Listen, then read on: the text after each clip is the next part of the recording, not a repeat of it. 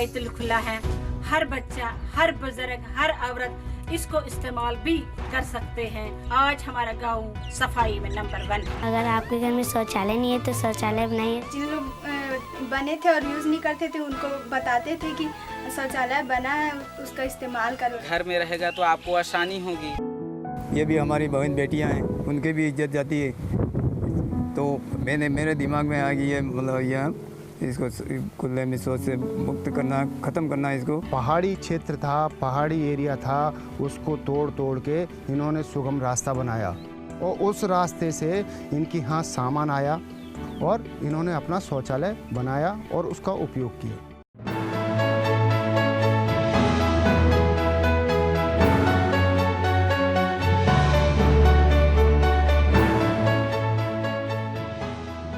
ഭാരതത്തിന്റെ സ്വച്ഛ അഭിയാൻ സാധാരണക്കാരുടെ പങ്കാളിത്തത്തോടെ ഒരു ബഹുജന പ്രസ്ഥാനമായി മാറിക്കഴിഞ്ഞു. ചർക്ക കറക്കി മഹാത്മാഗാന്ധി സ്വരാജുമായി ആളുകളെ ബന്ധിപ്പിച്ചതുപോലെ ബ്രിട്ടീഷ് സർക്കാർ ഇന്ത്യ വിടാൻ നിർബന്ധിതരാകും വിധം അന്നൊരു പ്രസ്ഥാനം ഉടലെടുത്തു. മാലിന്യത്തിനെതിരെ പോരാടാനുള്ള മനോഭാവം വികസിപ്പിക്കാൻ സ്വതന്ത്ര ഇന്ത്യയുടെ ഒരേ ഒരു പ്രസ്ഥാനമായി സ്വച്ഛ് ഭാരത് അഭിയാൻ അതിന്റെ സ്ഥാനം ഉറപ്പിച്ചു. ഈ പദ്ധതി ആളുകളുടെ പെരുമാറ്റത്തിൽ മാറ്റം കൊണ്ടുവന്നു. പ്രധാനമന്ത്രി നരേന്ദ്രമോദിയുടെ നേതൃത്വത്തിലുള്ള അപാരമായ ആത്മവിശ്വാസം അത്തരമൊരു അന്തരീക്ഷം സൃഷ്ടിച്ചു. ഇന്ന് രാജ്യം മുഴുവൻ വെളിയിട വിസർജന വിമുക്തമായി മാറിയിരിക്കുന്നു.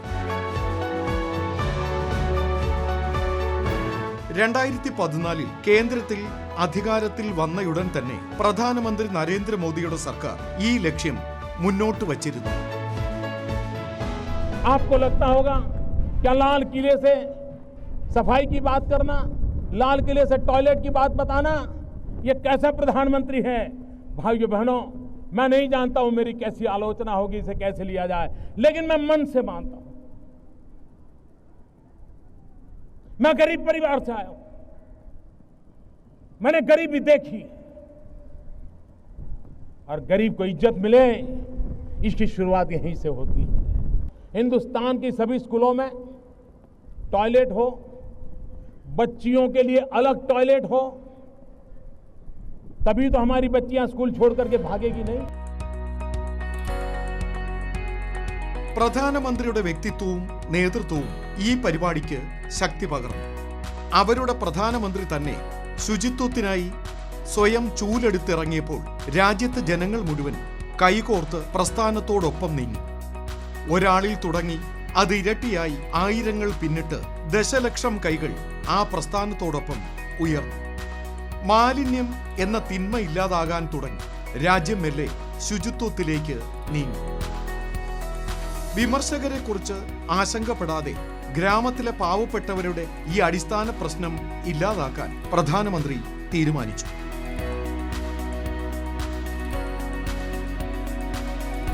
डिग्निटी ऑफ विमेन, क्या ये हम सबका दायित्व नहीं है? बेचारी गांव की मां बहनें अंधेरे का इंतजार करती हैं, जब तक अंधेरा नहीं जाता है वो शौच के लिए नहीं जा पाती है। उसके शरीर को कितनी पीड़ा हो गई होगी, कितनी बीमारियों की जड़ें उसमें से शुरू होती होगी। क्या हमारी मां बहनों की इज्जत के लिए हम कम से कम शौचालय का प्रबंध नहीं कर सकते? സ്വച്ഛ അഭിയാൻ വിജയിപ്പിക്കുന്നതിൽ ഏറ്റവും വലിയ സംഭാവന സ്വച്ഛാഗ്രഹികൾ നൽകി. ദേശമെമ്പാടും ലക്ഷക്കണക്കിന് ജനങ്ങൾ, പ്രത്യേകിച്ചും സ്ത്രീകൾ ഇതിനായി മുന്നോട്ടിറങ്ങി. ബോധവൽക്കരണത്തിനായി തെരുവ് നാടകങ്ങൾ സംഘടിപ്പിച്ചു. കുട്ടികൾ ആവേശത്തോടെ പങ്കെടുത്തു. പ്രയാഗ് രാജിൽ സംഘടിപ്പിച്ച കുംഭമേളയിൽ ശുചിത്വത്തിന്റെ മഹിമ ലോകം മുഴുവൻ ദർശിച്ചു. സ്വച്ഛാഗ്രഹികളുടെ സംഭാവനയിൽ വളരെയധികം മതിപ്പുളവായ പ്രധാനമന്ത്രി ശുചീകരണ തൊഴിലാളികളുടെ പാദങ്ങൾ കഴുകി അവർക്ക് നന്ദി അറിയിച്ചു. രാജ്യത്തിന്റെ മുഖ്യ സേവകൻ മാനവ സേവനത്തിൽ ഏർപ്പെട്ടിരിക്കുന്ന ഈ തൊഴിലാളികൾക്ക് ആദരവ് നൽകുമ്പോൾ ലോകം മുഴുവൻ നോക്കി നിൽക്കുകയായിരുന്നു. വെളിയിട മലമൂത്ര വിസർജനം ഇല്ലാതാക്കാൻ ആഗോളതലത്തിൽ 2030ഓടെയാണ് ലക്ഷ്യമിട്ടിരുന്നതെങ്കിലും 2019 തന്നെ ഇന്ത്യ അത് കൈവരിക്കുകയും വെളിയിട വിസർജനത്തിൽ നിന്നുള്ള സ്വാതന്ത്ര്യത്തിന്റെ മാതൃക മുന്നോട്ട് വയ്ക്കുകയും ചെയ്തു. രാജ്യത്തുടനീളം ശൗചാലയങ്ങൾ നിർമ്മിക്കുക എന്നതായിരുന്നു ശുചിത്വ പ്രചാരണത്തിന്റെ ഏറ്റവും വലിയ വെല്ലുവിളി. 2014 വരെ രാജ്യത്ത് 38% വീടുകളിൽ മാത്രമേ ശൗചാലയം ഉണ്ടായിരുന്നുള്ളൂ. 2019 അത് 100% മാറിയിരിക്കുന്നു. ഇന്ത്യയുടെ ഈ നേട്ടത്തിൽ മതിപ്പുളവാക്കിയ Melinda Gates Foundation Global Goalkeeper Award പ്രധാനമന്ത്രിക്ക് സമ്മാനിച്ചു. स्वच्छ भारत मिशन लाखों जिंदगियों के बचने का माध्यम बना है. WHO की ही रिपोर्ट है कि स्वच्छ भारत की वजह से 3 लाख जिंदगियों को बचाने की संभावना बनी है. इसी तरह यूनिसेफ ने अनुमान लगाया है कि गांव में रहने वाला हर वो परिवार जो अपने घरों में शौचालय बनवा रहा है उसे कम से कम 50,000 रुपये की बचत हो रही है. इस संयुक्त राष्ट्र के लक्ष्यों को भी प्राप्त करने में अहम भूमिका निभाई. രാജ്യത്ത് ശുചിത്വ സർവേയുടെ യുഗം ആരംഭിച്ചു.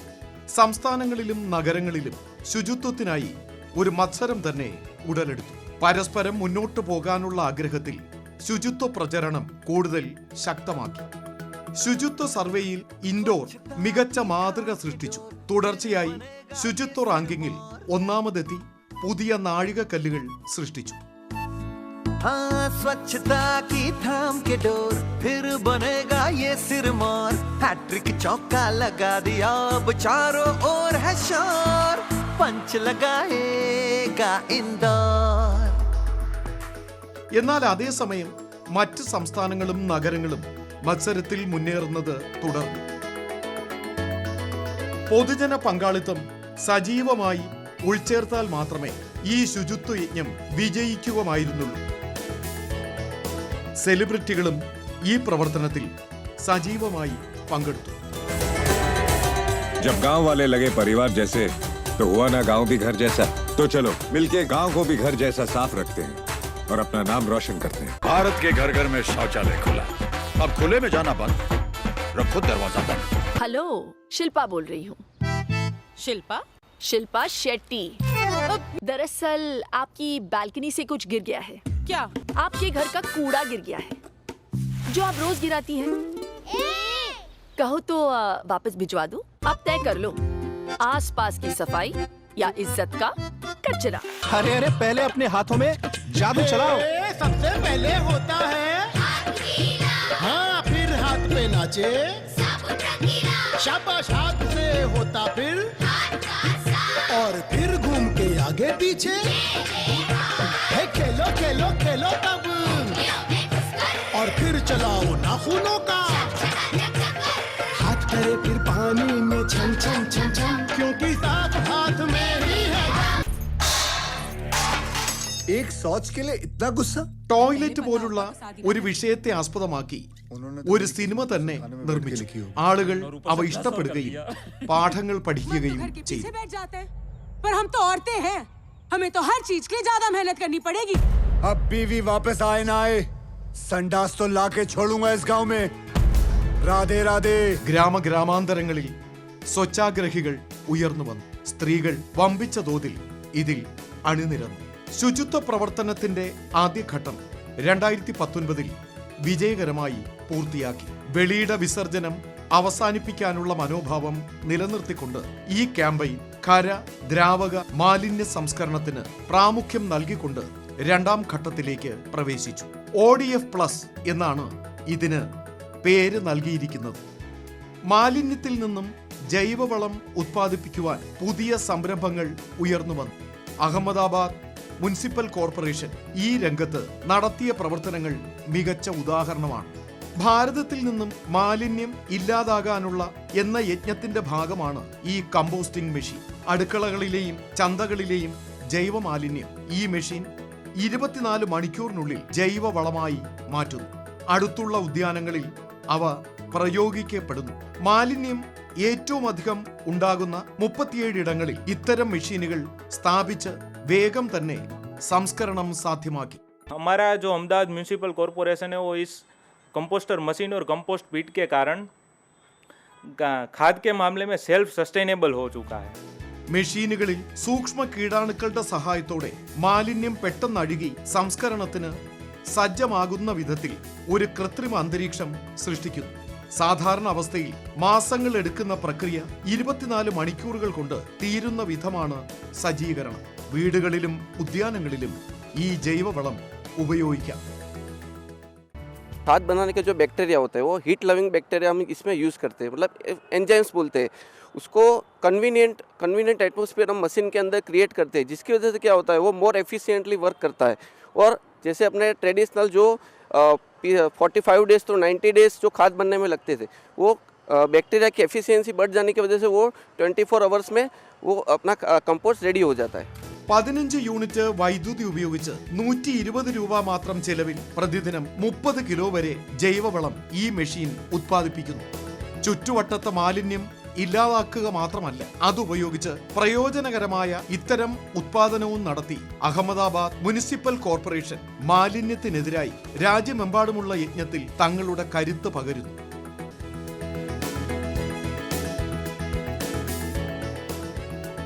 ഇന്ത്യയിലെ നദികളുടെ ശുചിത്വ ക്യാമ്പയിനിൽ ഉൾപ്പെടുത്തിയിട്ടുണ്ട്. നദികളുടെ ശുചിത്വം രാജ്യമെമ്പാടുമുള്ള പ്രചാരണമായി പ്രധാനമന്ത്രി നരേന്ദ്രമോദി ഉയർത്തി. വാരാണസിയിലെ അസി ഘാട്ടിലെ ശുചീകരണത്തിനായി തൂമ്പ എടുത്തുകൊണ്ട് പ്രധാനമന്ത്രി ഒരു വലിയ സന്ദേശം നൽകി. നദികൾ ഇന്ത്യയുടെ വികസന യാത്രയുടെ അവിഭാജ്യ ഘടകമാണെന്നും അവ എന്ത് വില കൊടുത്തും വൃത്തിയായി സൂക്ഷിക്കണമെന്നും ഇതിന് കീഴിൽ നിർമ്മൽ ഗംഗാ പദ്ധതി മുന്നോട്ടു പോകാൻ തുടങ്ങി. ശുചിത്വ പ്രചാരണം കാരണം ഗംഗയുടെ തീരത്ത് മാലിന്യം തള്ളുന്ന പ്രവണത കുറയുകയും ഗംഗമാതാവിനെ മലിനമാക്കരുത് എന്ന ചിന്ത ശക്തമാവുകയും ചെയ്തു.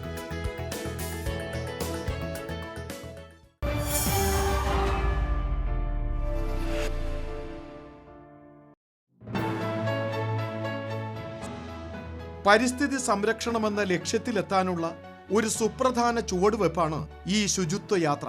നമുക്ക് ചുറ്റുമുള്ള മാലിന്യം അകറ്റുകയാണെങ്കിൽ നമുക്ക് ചുറ്റും രോഗം വ്യാപിക്കുന്നത് തടയാം. ശുദ്ധമായ വായുവും ജലവും എല്ലാവരുടെയും അവകാശമാണ്. അത് പാവങ്ങൾക്ക് ഗുണം ചെയ്യുമെന്ന് വ്യക്തമാണ്. പരിസ്ഥിതി സംരക്ഷണത്തിലൂടെ പാവപ്പെട്ടവർക്കുള്ള നേട്ടങ്ങൾ, കാലാവസ്ഥാ സംരക്ഷണത്തിലൂടെ കാലാവസ്ഥാ നീതി സംബന്ധിച്ച പ്രധാനമന്ത്രിയുടെ കാഴ്ചപ്പാടിന്റെ പ്രസക്തി വർദ്ധിപ്പിക്കുന്നു. ജലമലിനീകരണം ഒഴിവാക്കാനുള്ള ഏറ്റവും വലിയ പദ്ധതിയാണ് നമാമി ഗംഗെ എന്ന് തെളിയിക്കപ്പെടുന്നു. നദികളുടെ തീരങ്ങളും പരിസര പ്രദേശങ്ങളും അഴുക്കും മലിനീകരണവും ഒഴിവാക്കുന്നു. ഗംഗയുടെ തീരത്തുള്ള STP പ്ലാന്റുകൾ ഇതിൽ സജീവ പങ്ക് വഹിക്കുന്നുണ്ട്.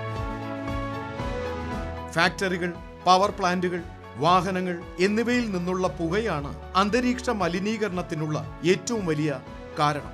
അവയിൽ നിന്ന് പുറപ്പെടുന്ന പുകയും വിഷവാതകങ്ങളും നമ്മുടെ ആരോഗ്യത്തെ മോശമായി ബാധിക്കുന്നു. കാർബൺ ഉദ്വമനം കുറയ്ക്കുന്നതിന് ഇന്ത്യ വലിയതും കഠിനവുമായ നിരവധി നടപടികൾ കൈക്കൊണ്ടിട്ടുണ്ട്. രാജ്യത്തുടനീളമുള്ള പുതിയ വാഹനങ്ങൾ BS6 നിലവാരത്തിലുള്ളതായിരിക്കും. പഴയ ഡീസൽ, പെട്രോൾ വാഹനങ്ങൾ ഓടിക്കുന്നത് നിരോധിച്ചിരിക്കുന്നു. ഹരിത ഇന്ധനമെന്ന ലക്ഷ്യത്തിനായി പെട്രോൾ, എത്തനോൾ ബ്ലൈൻഡിംഗ് പ്രോത്സാഹിപ്പിക്കപ്പെടുന്നു. ഹൈഡ്രജൻ മിഷൻ ഹരിത ഊർജത്തിലേക്കുള്ള മറ്റൊരു സുപ്രധാന ചുവടുവെപ്പാണ്. CNG വാഹനങ്ങൾ, ഇലക്ട്രിക് വാഹനങ്ങൾ, ഹരിത ഇന്ധനം എന്നിവ പ്രോത്സാഹിപ്പിക്കപ്പെടുന്നു.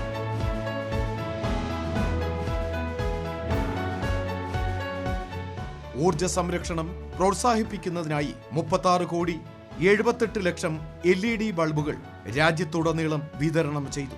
ഉജ്ജ്വല പദ്ധതി ഉപയോഗിച്ച് പുകയടുപ്പുകളിൽ പാചകം ചെയ്യുന്ന പാരമ്പര്യം അവസാനിപ്പിക്കുന്ന ദിശയിലേക്ക് രാജ്യം അതിവേഗം നീങ്ങി. കാർബൺ ബഹിർഗമനത്തിൽ വൈദ്യുതി പദ്ധതികൾക്കും വലിയ പങ്കുണ്ട്. ഇത് കുറയ്ക്കുന്നതിന് കൽക്കരി വൈദ്യുത പദ്ധതികളെ ആശ്രയിക്കുന്നത് കുറയ്ക്കേണ്ടത് ആവശ്യമാണ്. പകരം സോളാർ, കാറ്റ്, ജലവൈദ്യുതി എന്നിവ പ്രോത്സാഹിപ്പിക്കപ്പെടണം. പുനരുപയോഗിക്കാവുന്ന ഊർജ സ്രോതസ്സുകളിൽ നിന്ന് 2030 450 ജിഗാവാട്ട് വൈദ്യുതി ഉത്പാദിപ്പിക്കാനാണ് ഇന്ത്യ ലക്ഷ്യമിടുന്നത്. प्रकृति से प्यार करो, प्रकृति से संवाद करो, प्रकृति से सीखो, यही तो हमें सिखाया गया है. पूरे ब्रह्मांड को एक परिवार के रूप में हमें माना गया है. हम वो लोग हैं जो नदी को मां मानते हैं. हम वो लोग हैं जो पौधे में परमात्मा देखते हैं. यही तो बातें हैं. जो क्लाइमेट की रक्षा के साथ जुड़े हुए। കാലാവസ്ഥാ വ്യതിയാനത്തിൽ നിന്ന് കാലാവസ്ഥാ നീതി എന്ന ആശയം പ്രധാനമന്ത്രി ഗുജറാത്ത് മുഖ്യമന്ത്രിയായിരുന്നപ്പോഴും മനസ്സിലാക്കിയിരുന്നു. ഗുജറാത്ത് മുഖ്യമന്ത്രി എന്ന നിലയിൽ രാജ്യത്തെ ഏറ്റവും വലിയ സോളാർ പാർക്ക് സംസ്ഥാനത്തെ സബർകന്തയിലാണ് നിർമ്മിച്ചത്. ഗുജറാത്തിലെ കനാലുകൾക്ക് മുകളിൽ ഒരു സോളാർ പ്ലാന്റ് നിർമ്മിക്കാനുള്ള ദീർഘവീക്ഷണം അദ്ദേഹം പ്രകടിപ്പിച്ചു. ലോകത്തിലെ ഏറ്റവും വലിയ ഹൈബ്രിഡ് പുനരുപയോഗ ഊർജോത്പാദന പാർക്ക് ഗുജറാത്തിലെ കച്ചിൽ ഉയരുകയാണ്. അതിന്റെ ശേഷി ഏകദേശം 30,000 മെഗാവാട്ട് ആണ്. ഇന്ത്യ പാകിസ്ഥാൻ അതിർത്തി പ്രദേശത്ത് ഗുജറാത്തിലെ കച്ച് ജില്ലയിലെ ഖാവ്ഡ പ്രദേശത്ത് പുനരുപയോഗ ഊർജ സ്രോതസ്സുകൾ സമൃദ്ധമായി ലഭ്യമാണ്. സൗരോർജ ഉത്പാദനത്തിനും കാറ്റിൽ നിന്നുള്ള ഊർജോത്പാദനത്തിനും വേണ്ട അനുകൂല സാഹചര്യങ്ങൾ നിലവിലുണ്ട്. 30,000 മെഗാവാട്ട് ശേഷിയുള്ള ഹൈഗ്രേഡ് ഹൈബ്രിഡ് പാർക്ക് ഇവിടെ ഉയരും. സൗരോർജ ഉൽപാദനവും കാറ്റിൽ നിന്നുള്ള ഊർജോത്പാദനത്തിനും പുറമെ ഒരു ഡീസാലിനേഷൻ പ്ലാന്റ് കൂടി ഇവിടെ ഉണ്ടാകും.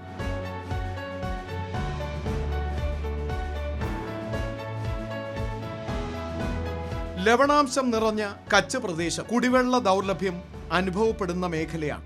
ആ പ്രശ്നം ഇപ്രകാരം പരിഹരിക്കാനാകും.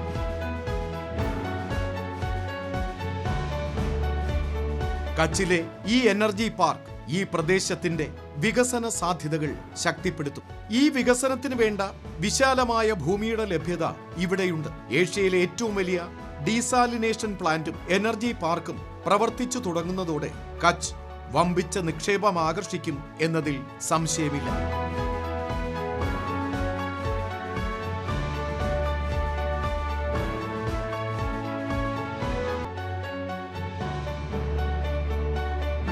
ൽ പ്രധാനമന്ത്രിയായതിനു ശേഷം പരിസ്ഥിതി സംരക്ഷണത്തിനായി വേഗത്തിൽ പ്രവർത്തിക്കാൻ പ്രധാനമന്ത്രി തന്റെ ഓഫീസിലെ ഉദ്യോഗസ്ഥരോട് നിർദ്ദേശിച്ചിരുന്നു. വികസനത്തിനൊപ്പം സംരക്ഷണവും എന്നതാണ് പ്രധാനമന്ത്രിയുടെ കാലാവസ്ഥാ സംരക്ഷണ നയം.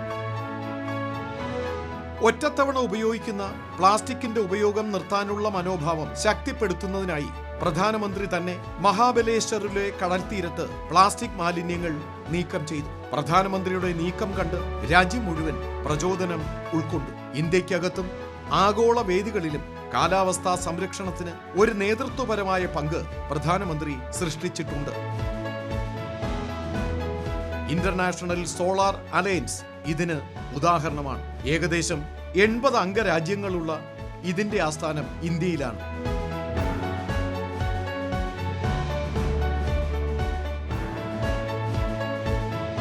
പാരീസ് ഉടമ്പടി പാലിക്കാൻ ഇന്ത്യ പൂർണ്ണമായി പ്രതിജ്ഞാബദ്ധമാണ്. 2030 ഹരിത സ്രോതസ്സുകളിൽ നിന്ന് 40% ഊർജം നേടുക എന്നതാണ് ഇന്ത്യയുടെ NDC ലക്ഷ്യം. ഇപ്പോൾ തന്നെ ഏകദേശം 39% പുനരുപയോഗ ഊർജം ഇന്ത്യ ഉത്പാദിപ്പിക്കപ്പെടുന്നു. ഈ അർത്ഥത്തിൽ ഇന്ത്യ NDC ലക്ഷ്യം മുൻകൂട്ടി കൈവരിക്കും എന്നുറപ്പാണ്. കാർബൺ ഉദ്വമനം നിയന്ത്രിക്കുന്ന കാര്യത്തിലും ഇന്ത്യ അതിവേഗം പുരോഗമിക്കുകയാണ്. 2005 അപേക്ഷിച്ച് 2030 ഇന്ത്യയുടെ കാർബൺ ഉദ്വമനം തീവ്രത 33 മുതൽ 35% കുറയ്ക്കും. 2016 തന്നെ ഇന്ത്യ കാർബൺ ഉദ്വമനം ഏകദേശം 26% കണ്ട് നമ്മൾ കുറച്ചു. ഈ പശ്ചാത്തലത്തിൽ 2030 കാർബൺ ഉദ്വമനം കുറയ്ക്കുന്നതിനുള്ള ലക്ഷ്യത്തിലും ഇന്ത്യ വിജയിക്കും. People and planet are inseparable. That human well-being and nature are indivisible.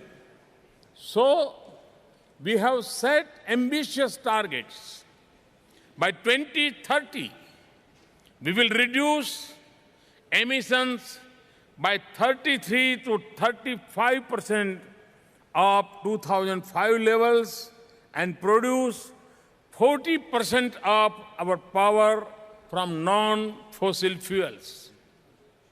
We will achieve it by expanding renewable energy, for example, by adding 175 gigawatts of renewable energy generation by 2022. We will enlarge our forest cover to absorb at least 2.5 billion tons worth of carbon dioxide. We are reducing dependence on fossil fuel through levies and reduction in subsidies. Carbon ബഹിർഗമനം കുറയ്ക്കുന്നതിന് വനങ്ങളുടെ വിസ്തൃതി വിപുലനം അനിവാര്യമാണ്. ഏകദേശം 26 ദശലക്ഷം hectare പ്രദേശത്ത് വനങ്ങൾ വികസിപ്പിക്കാൻ ഇന്ത്യ ലക്ഷ്യമിട്ടിട്ടുണ്ട്. പൂനെയിലെ അർബൻ ഫോറസ്റ്റ് പ്രോജക്റ്റിൽ അതിന്റെ മുഖമുദ്ര വ്യക്തമായി കാണാം.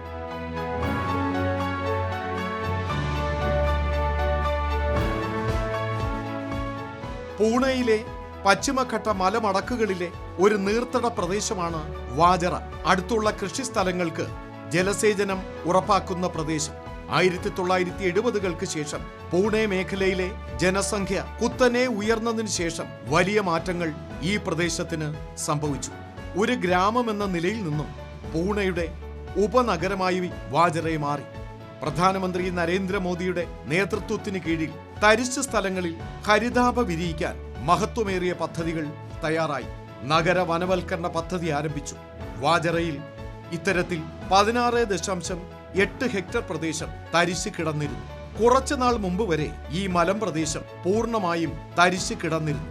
സമീപവാസികൾക്ക് നഗരമാലിന്യം വലിച്ചെറിയാനുള്ള സ്ഥലം മാത്രമായിരുന്നു ഇത്. കയ്യേറ്റങ്ങൾ നിരവധിയായിരുന്നു. വികസനത്തിനും പരിസ്ഥിതിക്കുമിടയിൽ സന്തുലിതാവസ്ഥ കൊണ്ടുവരാൻ ഉദ്യമിച്ച് നിരവധി സർക്കാർ ഏജൻസികളും NGOകളും രംഗത്ത് വന്നു. ഈ തരിശു പ്രദേശങ്ങളിൽ 6 മുതൽ 8 അടി വരെ ഉയരമുള്ള മരങ്ങൾ വെച്ചുപിടിപ്പിച്ചു. ഈ പങ്കാളിത്ത മാതൃകയിൽ പിറന്ന വനവൽക്കരണ ശ്രമങ്ങൾ നല്ലൊരു മാതൃകയാണ് സ്മൃതി വനങ്ങൾ. ഇവിടെ തങ്ങളുടെ പ്രിയപ്പെട്ടവരുടെ ഓർമ്മകളിൽ ബന്ധുക്കൾ വൃക്ഷത്തൈകൾ നട്ടു. 2015-നും 2017-നും ഇടയിൽ CSR പദ്ധതിക്ക് കീഴിൽ 8 അടി ഉയരമുള്ള 9,000 വൃക്ഷങ്ങൾ നട്ടുപിടിപ്പിച്ചു. ഇന്ന് ആ മരങ്ങൾ 20 മുതൽ 30 അടി വരെ ഉയരത്തിൽ വളർന്നു കഴിഞ്ഞു. ഒരിക്കൽ ഉപേക്ഷിക്കപ്പെട്ട ഈ പ്രദേശം ഇന്ന് മരങ്ങളും ചെടികളും ജൈവ വൈവിധ്യങ്ങളും കൊണ്ട് സമൃദ്ധമാണ്. ടൺ കണക്കിന് ഓക്സിജൻ ഉത്പാദനം പ്രകൃതിയിൽ സംഭവിക്കുന്നു. കാർബൺ ആഗിരണം ചെയ്യുന്നു. മരങ്ങൾക്കാവശ്യമായ ജലത്തിനു വേണ്ടി 5 വലിയ കുളങ്ങളും ഇവിടെ സൃഷ്ടിച്ചു. പച്ചപ്പ് നിറഞ്ഞ ഈ പ്രദേശം ഇന്ന് പ്രകൃതി സ്നേഹികൾക്ക് ഒരു അനുഗ്രഹമായി മാറിക്കഴിഞ്ഞു. നഗര വനവൽക്കരണങ്ങൾ അങ്ങനെ പരിസ്ഥിതിയുടെ സന്തുലിതാവസ്ഥ തിരിച്ചുപിടിക്കാൻ സഹായിക്കുന്നു. പരിസ്ഥിതിയുടെയും സാമൂഹ്യ വികസനത്തിനുമിടയിലെ പാലം തീർക്കുന്നു. പല നഗരങ്ങളിലും ഉദ്യാനങ്ങളുണ്ട്, എന്നാൽ വനങ്ങളില്ല. ഇനി വരുന്ന കുറച്ചു വർഷങ്ങൾക്കുള്ളിൽ 2000 നഗരവനങ്ങൾ രൂപം കൊള്ളും. വനസമ്പത്തും ജന്തുവൈവിധ്യവും അവയുടെ സംരക്ഷണവും നമ്മുടെ പ്രധാനപ്പെട്ട ലക്ഷ്യങ്ങളിൽ പെട്ടതാണ്. ഭാരതം ഈ ദിശയിൽ നിർണായകമായ നേട്ടങ്ങൾ കരസ്ഥമാക്കി കഴിഞ്ഞു. കടുവാ സംരക്ഷണത്തിന്റെ കാര്യത്തിൽ ഇത് പ്രകടമാണ്. ഹരിത സാങ്കേതിക വിദ്യകൾ സജീവമായി സ്വീകരിക്കുന്നതിലൂടെ പാരീസ് ഉടമ്പടിയുടെ കീഴിലെ ഇന്ത്യയുടെ ലക്ഷ്യങ്ങൾ നിറവേറ്റുന്നതിന്റെ വേഗത കൈവരിക്കാൻ സാധിക്കും.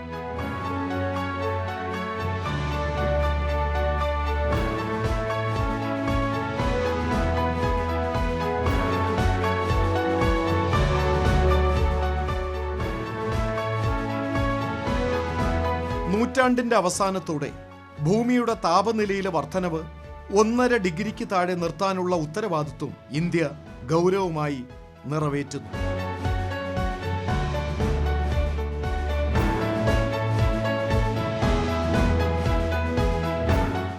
പ്രധാനമന്ത്രിയുടെ സ്വച്ഛ് ഭാരത് യജ്ഞം, ഗ്രീൻ എനർജിയുടെ പ്രോത്സാഹനം, ഉജ്ജ്വല യോജന, നമാമി ഗംഗെ എന്നീ നിരവധി ബൃഹത് ഉദ്യമങ്ങൾ രാജ്യത്തെ ശുചിയോടെയും ആരോഗ്യത്തോടെയും വികസനത്തിന്റെ പുതിയ ഉയരങ്ങൾ കീഴടക്കാൻ പ്രാപ്തമാക്കുന്നു. സാമർഥ്യമുള്ള നേതൃത്വവും ദീർഘവീക്ഷണവും ഈ യാത്രയുടെ ആധാരശിലകളായി മാറുന്നു.